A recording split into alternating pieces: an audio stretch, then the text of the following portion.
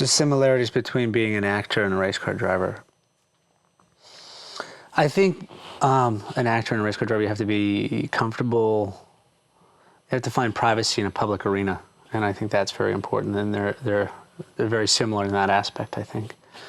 Of course, there is so much alone time when you're in the car, which is nice. It's almost like a sanctuary when you get away from the crowd, certainly here at Le Mans or the bigger events, that it's nice to have that solitude. And you have to find that within yourself. If you're in front of the camera as an actor, you have to block out the crew and the people around you and to be working with the person that you're playing a scene with. And I think the same goes for the same communication between the driver and the car. It's that same dialogue. So I think those are very similar.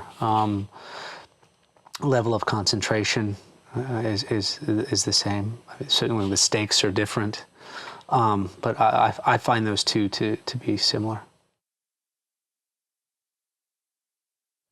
Yeah, Patrick Long and I were talking about this this week in testing, and there's a connection between, you know, the feel of the car. How do you feel the car, and how does that communicate to you, and you communicate back to the car? And that's the same when you're acting. And I think when you watch an actor that really brings you in, there are two things that I think. One is his or her ability to listen, where you actually feel that he's present or she's present, and then the emotion that is evoked from that response of the listening. And the same goes to the car. That dialogue between the two is very important.